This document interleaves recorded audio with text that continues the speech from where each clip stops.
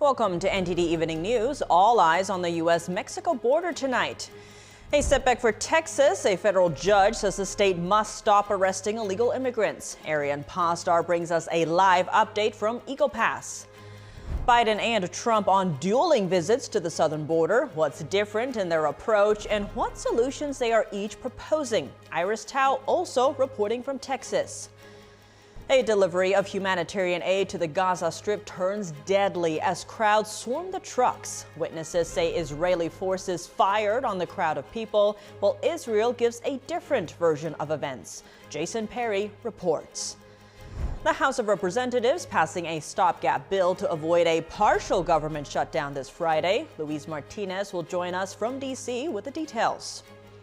Senator John Cornyn hopes to replace Senator Mitch McConnell as one of the nation's top GOP leaders. What are Republicans looking for from new leadership?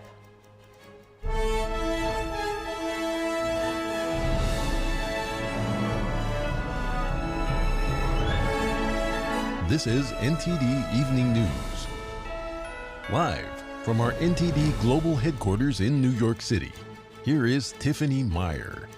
Good evening and thank you for joining us tonight. Two presidents down at the southern border today. We'll start with Eagle Pass, Texas, where former President Trump just gave remarks. NTD's Arian Pastar is live on the ground. Arian, what is the situation and what does the former president have to say? That's right, Tiff. Former President Trump was here at Shelby Park together with Texas Governor Greg Abbott. Now, as soon as the two of them arrived, we saw local law enforcement giving them a tour of the park, basically showing them the facilities, showing them the entire border area and everything that belongs to it, basically. After that, former President Trump gave his remarks where he praised local law enforcement and praised the state of Texas, saying they're doing a great job in securing the border. And as expected, Trump also blamed the ongoing immigration crisis on President Biden. Let's now take a look at what Trump said. But this is a Joe Biden invasion. This is a Biden invasion over the past 3 years. If you look at Arizona, they haven't done anything there. Governor hasn't done a thing, and the governor in California hasn't done a thing. People are flowing through there like nothing, but Texas is very secure and is going to be even more secure by the time you finish, which will be soon. Sorry, Tiff, there is also a pretty big update in regards to the border standoff between the state of Texas and the Biden administration. So just today, a federal judge struck down a Texas law which gave local law enforcement the authority to arrest illegal immigrants. Now, the law is known as Senate Bill 4, and besides just arresting illegal immigrants, Texas was planning to use this law to deport illegal immigrants in the future. And Arian, Trump gave remarks at Shelby Park. This area has kind of been at the center of the border standoff between the state of Texas and the Biden administration. Any updates on that? Yeah, so again, the standoff has this update that the judge struck down Texas law, which is the latest development, I would say. But this might change, so this ruling could still change. It is most likely going to the Supreme Court, because the issue here, Tiff, is that the U.S. Constitution says that immigration is the job of the federal government, right? It's not the job of the state. However, Abbott argues that his state is being invaded, which would give Texas the authority to enforce immigration law. Now, this judge I mentioned today, he didn't side with Texas. He said that Texas is not being invaded. So again, this is most likely going to the Supreme Court. Now, lastly, Abbott did already respond to this ruling, saying that Texas will appeal the decision. Tiff, back to you. A lot to watch out for. Thanks for that update, Arian. Former President Trump on Wednesday appealed an Illinois ballot ban. He's asking an appellate court to overturn an order that removes him from the state's primary ballot. NTD's legal correspondent Arlene Richards has details on the filing, plus updates on the Florida and Georgia cases. On Wednesday evening, former President Trump appealed an Illinois judge's order to remove him from the state's primary ballot. The appeal came just hours after a Cook County Circuit judge found that he engaged in an insurrection on January 6, 2021. The judge agreed to pause the removal until after the appeal process is complete, which keeps Trump on the ballot for the March 19th primary. The ruling comes before the Supreme Court has issued a final ruling on whether or not Trump should remain on Colorado's ballot. In Florida, Trump calls special counsel Jack Smith's indictment a shotgun pleading. In the latest filing to dismiss the classified documents case, Trump's legal team argues the counts against the former president are unconstitutional because they are too vague, and that the indictment shows a pattern of using ambiguous questions to charge true statements as false. Trump's team filed 4 other motions to dismiss last week based on various legal arguments, including presidential immunity and selective and vindictive prosecution. Attorneys from both sides will meet with Judge Eileen Cannon on Friday. Cannon is expecting an update on the D.C. election interference trial, which is on hold while the Supreme Court considers Trump's presidential immunity claim. On Friday, Cannon will address the special counsel's request to delay the trial, but with the D.C. case indefinitely on hold, Cannon could schedule a trial date for as early as this summer. In Georgia, Judge Scott McAfee will hear final arguments on Friday over claims against District Attorney Fani Willis and her top prosecutor Nathan Wade.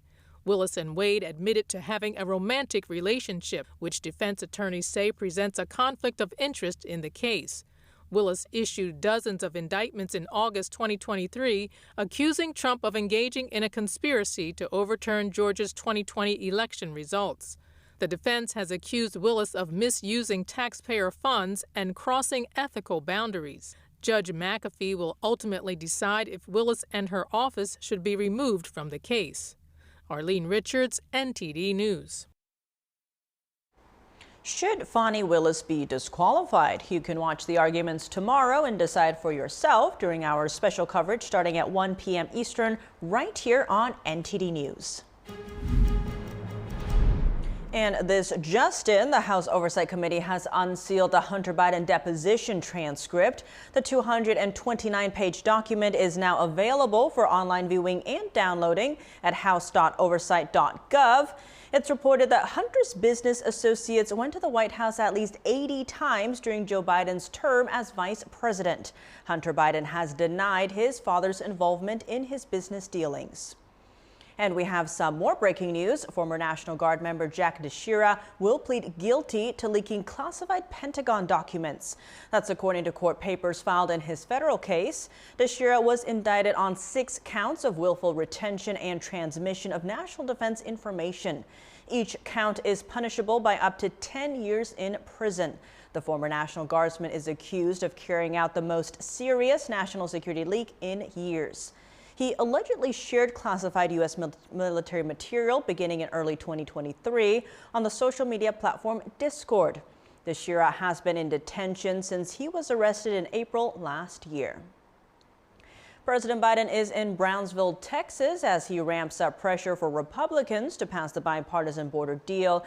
But some locals are questioning the timing and location of Biden's border visit. Joining us now live is NTD's White House correspondent Iris Tao, who is in Brownsville. Good evening to you, Iris. What is the latest with President Biden's visit there? Good evening to you as well, Tiff. So President Biden wrapped up his speech right here in Brownsville around approximately the same time as former President Trump did with his speech in Eagle Pass, which is hundreds of miles away.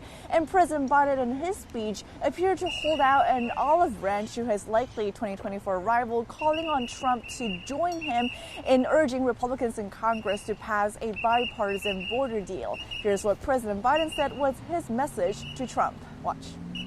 Instead of telling members of Congress to block this legislation, join me, or I'll join you, in telling the Congress to pass this bipartisan border security bill.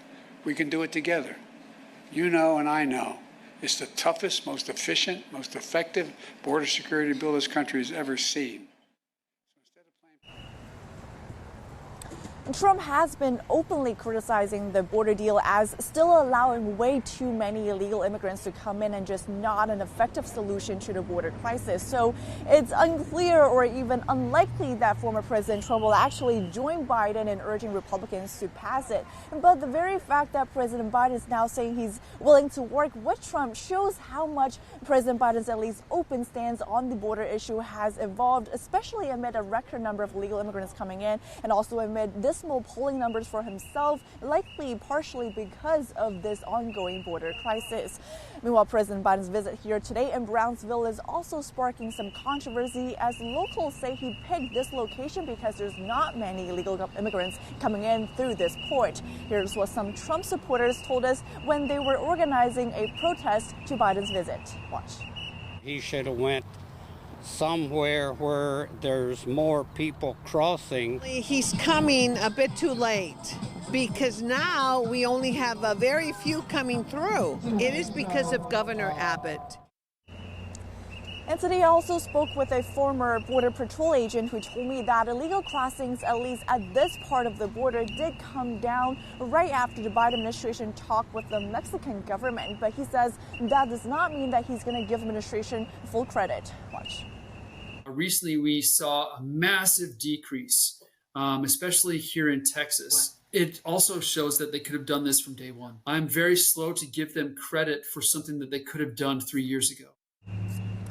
According to the latest CBP data, an Eagle Pass where Trump was speaking today, there have been over 2,000 illegal immigrant encounters over the past 5 days. But here in Brownsville, over the last 5 days, there have only been about dozens of illegal encounters right here. So two very different backdrops here when the two presidential candidates gave speeches presenting two very different messages. Back to you, Tiff.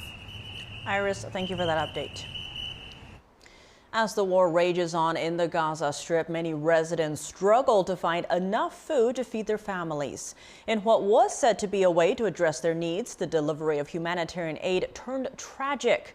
NTD's Jason Perry has the story and a warning: this report contains footage that some viewers may find disturbing.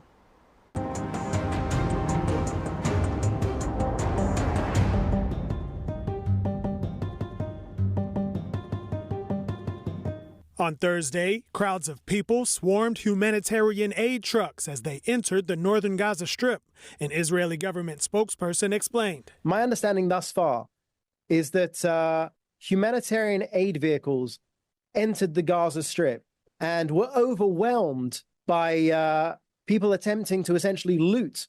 At some point, the trucks were overwhelmed, and the people driving the trucks, which were Gazan civilian drivers, plowed into the crowds of people. The Hamas-run health ministry reported 104 people were killed while trying to get humanitarian aid. Another Palestinian man said the truck carrying humanitarian aid became a truck carrying the dead and wounded. Some witnesses said that Israeli troops opened fire on people who were waiting for the aid. The situation is surreal and chaotic. If aid is to come to us in this way, we do not want it. But the IDF says the tanks were there to secure a humanitarian corridor for the aid to be delivered, and they fired warning shots to try to disperse the crowd. When the hundreds became thousands and things got out of hand, the tank commander decided to retreat to avoid harm to the thousands of Gazans that were there. Department of State spokesperson Matthew Miller said an investigation is underway. Meanwhile, Israel, along with other countries, have been using other methods to get humanitarian aid into the Gaza Strip. This week, several countries, including Israel, the UAE, Jordan, France, and the United States, helped airdrop 160 packages of food and medical supplies to the residents of the southern Gaza Strip. This is where Israel may soon conduct ground operations in the southern Gaza city of Rafah if Hamas does not release the 100-plus hostages by Ramadan. Israeli Prime Minister Benjamin Netanyahu gave an update on the latest ceasefire negotiations. It is too early to say, despite our will, if we will get to a deal in the coming days. But one thing is clear: we will not fold in front of the illusory demands from Hamas. Netanyahu has said that once Israel begins ground operations in Rafah, total victory will be weeks away. Jason Perry, NTD News. Russian President Vladimir Putin told NATO countries today that they risk nuclear conflict if they send troops to Ukraine. Putin issued the warning during his annual address to Russia's parliament and other members of the country's elite. The United States and key European allies this week said they had no plans to send ground troops to Ukraine, but France earlier hinted at the possibility. Putin added that Russia must strengthen its military in the country's west after Finland and Sweden's admission to NATO. Welcome back. We have more breaking updates on former President Trump's legal cases. In his classified documents case, Special Counsel Jack Smith has asked for a trial date of July 8th. This is according to the latest motion he filed with the federal court in Florida. The House of Representatives passed a new stopgap bill today with bipartisan support, but not everyone was happy with the new government funding deadlines. Our Washington correspondent Luis Martinez has more on this story. The House of Representatives has passed a short-term spending measure to avert the partial government shutdown coming this Friday. Speaker Mike Johnson's new plan is to vote on 6 appropriation bills before March 8th and the remaining 6 before March 22nd. The new government funding continuing resolution was proposed late Wednesday night and voted on Thursday afternoon. Speaker Mike Johnson sees this as an overall win for the funding process. The appropriations process is ugly. Democracy is ugly. This is the way it works every year, always has, except that we've instituted some new innovations. We broke the omnibus fever. Close to 100 Republicans do not agree with the Speaker's assessment and adamantly oppose the new continuing resolution. We need to use the power of the purse to shut it down and not fund these departments that are attacking the American people. It seems like they're kicking the can, and frankly, I've been at the point in perspective of I've never agreed with it from the beginning. You can see that on my voting record. I think we need to do those 12 standalone appropriation bills. And frankly, if Congress wants to do something, it's at least let's do our job. And so I'd actually be in favor of completely shutting down the government until we can secure the border. Lawmakers have already an agreement in principle on the first 6 appropriation bills. That's agriculture, energy, commerce, transportation, interior, and housing and urban development. According to Democratic Caucus Chairman Pete Aguilar, it's the second group of 6 bills that will most likely present a problem. We're cautiously optimistic that we can meet these deadlines.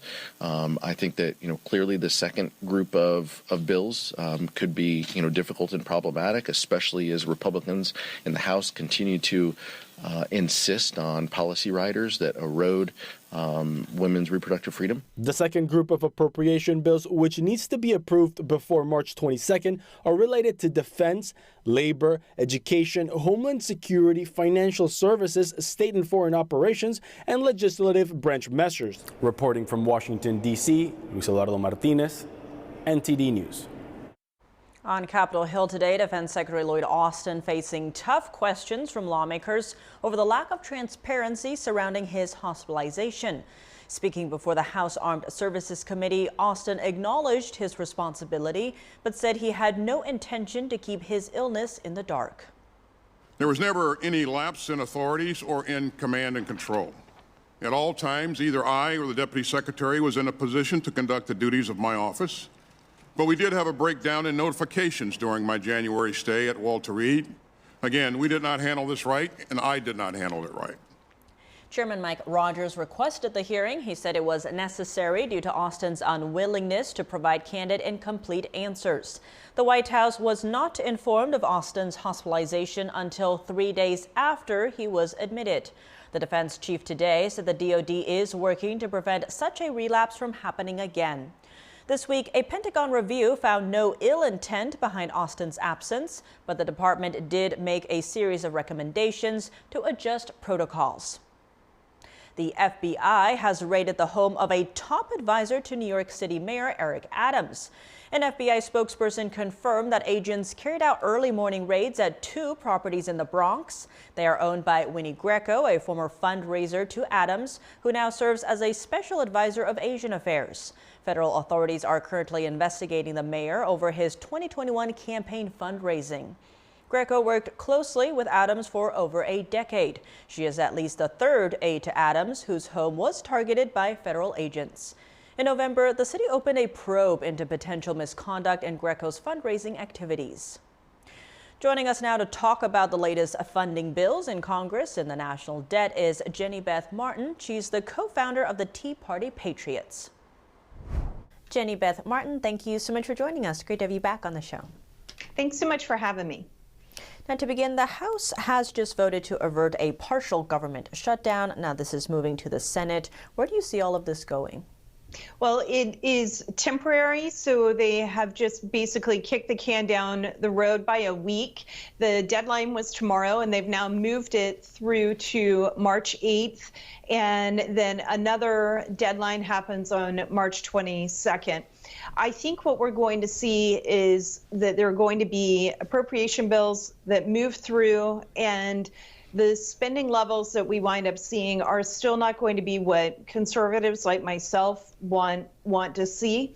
But I also think that Speaker Johnson is going to do what he can to avoid a shutdown, even though there are many within the House conference who are not afraid of having that fight, especially if they're having the fight over funding and not just funding, but additional law that would secure the border and tighten border security. But I don't think that is going to actually happen. On the note of kicking the can down the road, many have raised the issue that U.S. debt has now passed $34 trillion. And they're adding that if this just keeps continuing, we could rack up too much debt. Now, as a co-founder of the Tea Party Patriots, how do you view the debt issue? I think the debt is a very real problem. A lot of people think that it's something that our children and grandchildren will have to contend with. But if interest rates get too high and the interest on the debt becomes too burdensome, it affects our generation as well. And whether it affects our generation or our children or our grandchildren or all three, it's out of control and it's wrong. And it's irresponsible, and I think it's immoral to spend so much money that you don't have and to put that burden on future generations. And honestly, it's part of the reason why the Tea Party movement began 15 years ago, because the government spending was so much and it was increasing the debt so much. Of course, at the time, we're a little over $10 trillion, and now we're at 35 trillion, and it just continues to mount. Switching gears a little bit here in the Senate, Minority Leader Mitch McConnell announced yesterday that he will be stepping down as leader in November, but not leaving the Senate. Who do you see as a potential successor? Well, I would love it if it were Mike Lee or Rick Scott. I don't know that they have the votes, but I do think that the conservative wing within the Senate Republican conference is strong enough to make a difference on who will become the next leader. John Cornyn, of course, is pushing to become the leader, and John Thune and also John Barrasso are likely going to attempt to be the leader. What we need to make sure of is that the next leader changes how the Senate functions and gets us back to the way the Senate should be functioning, rather than so many deals happening behind closed doors, rather than using the power to pressure Republican senators, rather than using the power to put pressure on the opposition party, the Democrat Party. And I think that it's very important that the next leader actually does something that advances conservative policies, rather than working so hard to make deals to just go along with what many call the uniparty in Washington, D.C. Now, given the potential partial government shutdown deadline that was looming today, Super Tuesday coming up, and the fact that Mitch McConnell did not endorse President Trump, what do you make of the timing of his announcement that he's not going to be the Senate leader? Well, I think that the announcement is happening because there were discussions going on behind closed doors, behind the scenes, among senators themselves, potentially challenging the leader even now, rather than waiting until November after the election. And I think that part of the reason he's announcing that he's stepping down is to try to stop that from happening right now. We already saw that happen in the House of Representatives. And a few years ago, people may have thought that was just impossible, and that the leadership within the House or the Senate wouldn't change in the middle of a session of Congress. But we have seen that has happened in the House of Representatives more than once since the Tea Party started. And I think that the same kind of thing was beginning to simmer under the surface in the Senate. And I think that's why he's announced. Jenny Beth Martin, thank you so much for your time. Thank you for having me. Pennsylvania has a new election security task force. Governor Josh Shapiro unveiled the effort today. It aims to span federal, state, and local agencies. The Election Threats Task Force includes officials from at least 10 government entities. Those range from election administration and law enforcement to homeland security and emergency management. The goal is to safeguard the 2024 vote in this battleground state from interference like voter intimidation and misinformation about voting and elections. Welcome back. If you're just joining us now, here are some of today's top headlines. An estimated 100 people were killed in Gaza when crowds swarmed trucks carrying humanitarian aid. That's according to the Hamas-run Gaza Health Ministry. Israel says civilian drivers from Gaza plowed into the crowds. Israel and other countries in the region have been using other methods, such as airdrop, to deliver humanitarian aid into the territory. The House voted to pass a stopgap funding bill to avert a partial government shutdown for one more week. It would give lawmakers more time to pass full-year budget bills. 97 Republicans and 2 Democrats voted against the measure. Former President Trump appealed an Illinois judge's ruling to remove him from the state's ballot. And in the classified documents case, Trump filed new motions for dismissal, saying the charges against him are, quote, too vague. President Biden and former President Trump made dueling visits to different sectors of the Texas-Mexico border. Each blamed the other for the ongoing border crisis. A federal judge blocked a new law in Texas that would allow the state to arrest illegal immigrants. The judge said it violated the Constitution's Supremacy Clause, which grants the federal government sole authority over immigration matters. To react to the competing border visits today, we have Alfonso Aguilar. He is the former chief of U.S. Office of Citizenship and now director of Hispanic engagement at the American Principles Project. Alfonso Aguilar, thank you so much for joining us. Great to have you on the show. Thanks for having me. Now, there's a tale of 2 border cities today, as President Biden and former President Trump are both at the border. Now, both are blaming each other for the immigration crisis. Now, what do you see coming out of this visit, or is this just a political stunt for both of them? Well, they're in a campaign, so obviously it's politics. But at least I have to say President Trump is going there to tell the truth, to highlight the border crisis that we're facing, which is affecting the entire country. Whereas Joe Biden is going to Brownsville, a place that is relatively calm now, to lie to the American people, to basically say that we have a crisis, which he didn't accept, the past 3 years. Now he's accepting there's a crisis, but he's blaming Republicans and saying that they haven't given him the legislative tools he needs to deal with the crisis. And that's an absolute lie. He has in law right now all the mechanisms he needs to get the border under control. Now, presidents aside, a federal judge has ruled against Texas, blocking a new rule where Texas would have been allowed to arrest illegal immigrants. Now, Governor Greg Abbott has responded on X, saying the trial judge said from the bench that this case will be decided by SCOTUS or the Supreme Court, adding, "I agree, Texas has solid legal grounds to defend against an invasion." Where do you see this going? Well, Governor Abbott is right on under Article 1 of the Constitution. States do reserve, the Constitution reserves the right to fight, to defend themselves, for states to defend themselves against an invasion. And this is what they're experiencing. It's an actual invasion. So they can actually arrest people who enter illegally. What the federal judge said is that under the Constitution, it is the federal government who is called to enforce immigration law, not the states. And that's why he agreed with those who were seeking the injunction. But I think at the end it's going to end up in the Supreme Court, and I think the Supreme Court will probably side with Texas. Now, New York City's Mayor Eric Adams is saying that he wants to change the city's sanctuary laws, calling for illegal immigrants suspected of major crimes to be turned over to ICE. Now, this comes after a string of high-profile cases, including a shooting in Times Square. Now, on the flip side, an attorney with New York Civil Liberties Union says this will result in cruel targeting of these people. What's your take on all of this?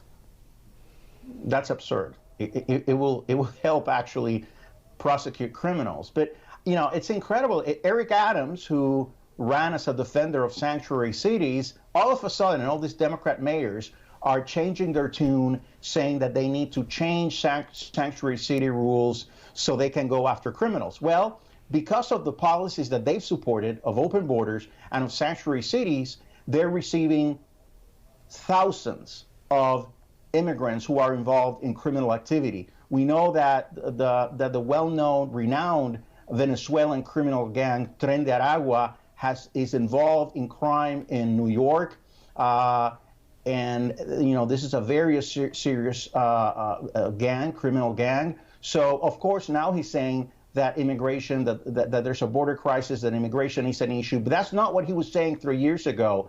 So I think we should take note of that. And on that note, Georgia nursing student Laken Riley's murder has brought up a lot of focus on especially the sheriff in the town who ran on not cooperating with ICE.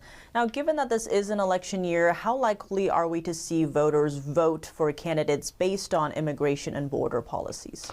I think it's a huge issue. In some polls, it's the #1 issue. I think we're seeing all these local officials changing their tune. They ran supporting sanctuary cities, criticizing Donald Trump for his strong border security policies. So we're going to see all these candidates reinventing themselves, saying that they really want to deal with the border crisis, that they want to be tough on the border. But the reality is that they're not. And in the case of Joe Biden, he actually created the crisis that we're experiencing. Alfonso Aguilar, thank you so much for your time. Thank you for having me. Devastating wildfires continue to sweep through the Texas Panhandle, posing threats to homes, livestock, and livelihoods. NTD's Christina Corona brings us an update on the catastrophic blaze and a warning this report contains footage that some viewers may find disturbing. The Smokehouse Creek fire has burned over 1 million acres in Texas, marking it as the largest recorded fire in the state and was just 3% contained as of Thursday morning. It also scorched more than 31,500 acres in Oklahoma as of Wednesday afternoon. The Inferno is one of 5 major fires burning in the Texas Panhandle with no end in sight. We basically have lost everything. This is the only pair of pants I've got. The shirt. That's it. Many residents not only lost their homes, but their pets, too. I figured the way where the fire was, I figured I was all right trying to get out of there. So lost 8 dogs and 10 ducks. According to AgriLife Extension agent Andy Holloway, estimates 5,000 head of cattle have died as 80% of the county has burned. The Celebration Family Church in the small town of Fritch offered people and animals shelter as the blaze forced them to leave their homes. We had 50 plus people that has come through. We've tried to keep everybody's name, but at one point there was just so many coming in, and some of them would come in to use the restroom but go back out in their car because they had their animals. 2 fatalities have been confirmed in relation to the fires. An 83-year-old grandmother in Stinnett and Cindy Owen, who was stranded on a road in Pampa surrounded by fire. She was taken to the hospital and succumbed to her injuries. Authorities have not yet disclosed the number of homes destroyed. Despite losing his home, one resident counts his blessings. We're the people here in the Panhandle, we're strong. And that's just what you see is strength. Everybody coming together, people helping people out. We'll get it cleaned up. We'll rebuild. We're a strong people here.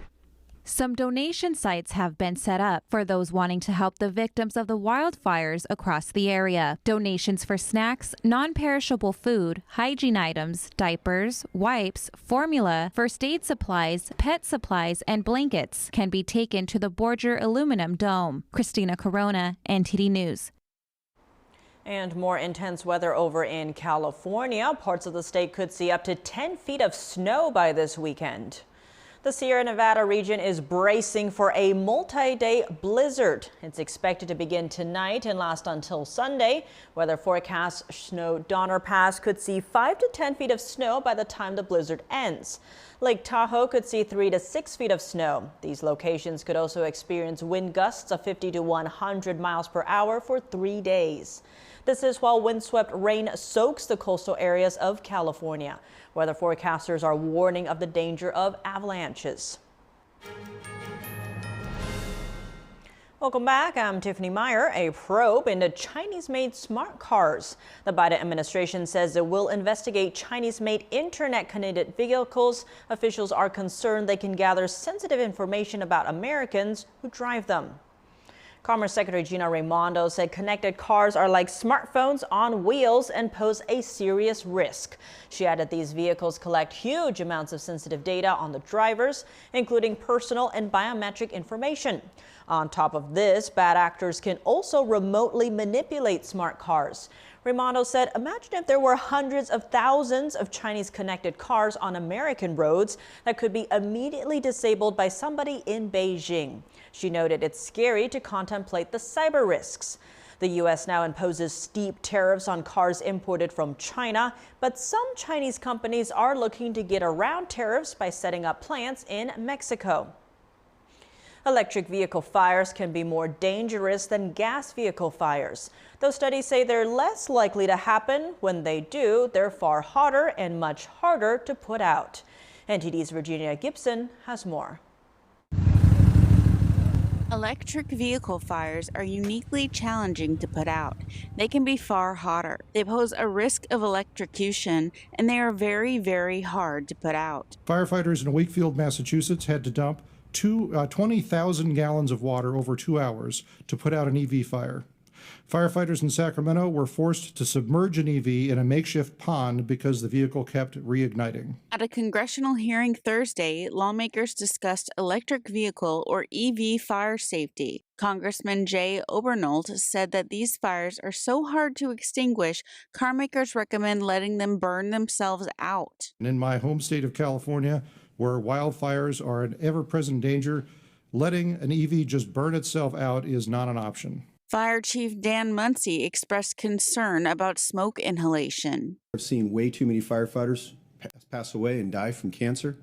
Our cancer rate is higher than the civilian population. I've personally been to 5 cancer funerals for our members in the last 5 years. Inhaling smoke in general has the risk of cancer, but electric vehicle fires can also release toxic gases that can cause respiratory damage. Muncy played this video showing why it's important to deal with EV fires quickly. What you see here is a single-family residence in the Denver metro area. The firefighters had a garage. The first screen showed gases and smoke that under pressurized environment. They now have to remove the car using specialized equipment, the blankets in the firefighter's hand. While the fire looks controlled, it is not. There's still thermal runaway of that battery, and it can ignite at any time. This blanket is used to keep that fire under check. Muncy said the blanket can cost between $3,000 and $5,000. After the firefighters took the vehicle to a tow yard, they had to dig an artificial pond and submerge the vehicle. Muncy said fire departments may have to spend millions on better methods. EV fires are challenging, but studies show they are rarer than gas engine fires. According to FEMA, if your vehicle, EV or gas, catches fire, pull over as quickly as you can when it's safe. Turn off the engine. Do not open the hood or trunk. Get at least 100 feet away from the vehicle and call 911. Virginia Gibson, NTD News.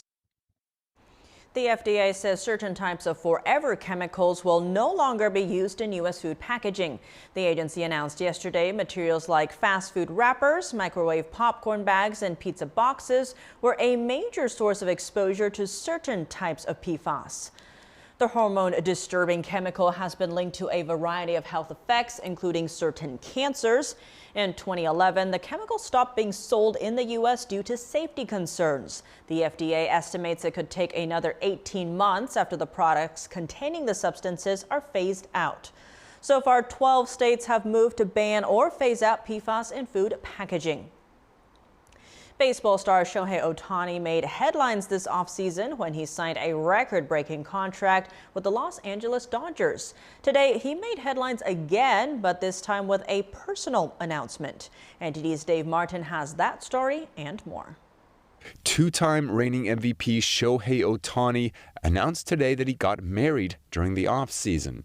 The 29-year-old posted the news on social media, saying only that she's from his native country of Japan and is, quote, very special to me.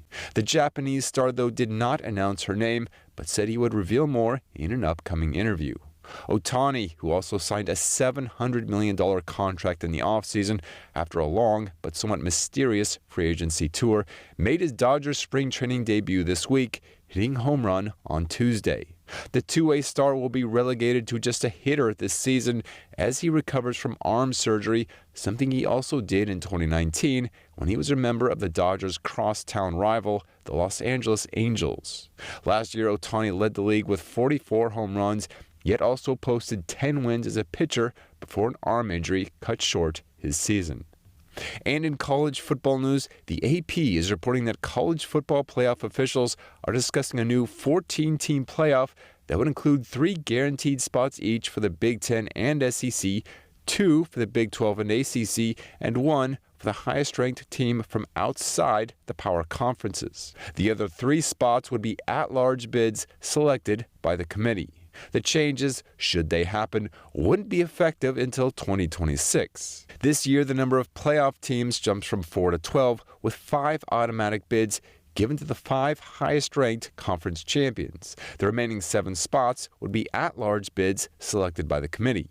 Meanwhile, ESPN has agreed in principle to continue to televise the playoffs for another 6 years at a reported $1.3 billion per season, or nearly $8 billion in total. But the deal has not yet been finalized. This is Dave Martin for NTD News.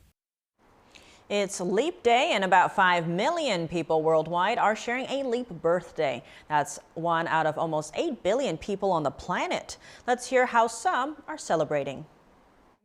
23-year-old Shelley Dean from Seattle, Washington, chooses a rosy attitude about being a leapling.